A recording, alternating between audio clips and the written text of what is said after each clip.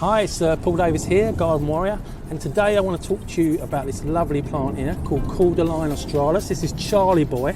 This is a cross between a red and a green one, and you get this lovely purple veins coming up the middle.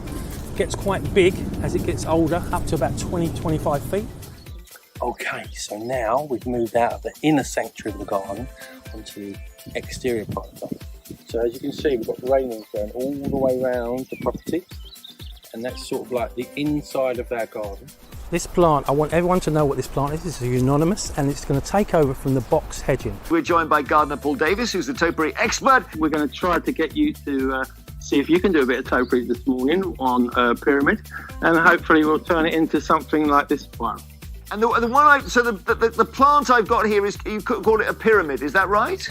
Yeah, pyramid. This is box. This is Buckley sempervirens. So this is what you'll buy in your garden centre. I went in yesterday and we picked these up from a friend of mine. So at the top of your string, you're going to tie it onto the top of the plant. Can you see that? So tie a knot on the top. Yep, got it. And then start coming round as if you're going to make a spiral like this one here, yeah? So you bring it around the plant, yeah? So you keep bringing it round. Keep bringing it around till you get near the bottom. Nicely done. Yes, all right, guys, that's how you do it. And it's got the most wonderful petals, and the bees love it. You can see the stamens and the stigmas where the bee comes in here. It brushes this pollen against the back, and then it goes on to the next one.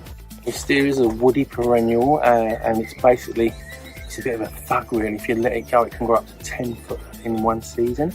So wisterias are really fast growers. Now, if you're buying a wisteria in a garden centre or from somewhere, it probably won't flower for the first 5 to 7 years. It takes its time, but once it started growing, it will flower profusely, sometimes twice a year. Again, it looks very tropical, and it's nice because of our climate down south. It's very, very warm now. Even now in November, it's very mild. So yeah, so go out and see if you can find some of these plants. They're in all the nurseries, all the garden centres. And I plant all my clients' gardens out in these lovely cyclamens. You can see the beautiful colour. These grow up in the mountains in the wild of Turkey and Menorca, but in England they're quite hardy. You have to make sure you get the winter cyclamen. Also got a viburnum here.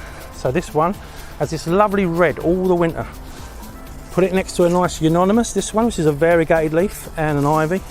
You can put a pansy in as well, so you can actually have a very, very good garden all through the year. That basically means you can put anything in your garden this time of year with a bit of colour. So I want you to go out and do these sort of things, get involved in the garden. It's good for your mental health. Endorphins in your head. As soon as you go outside, the endorphins get going. So make it a good thing. Go outside, get your hands in the soil, smell it, breathe it, live the garden.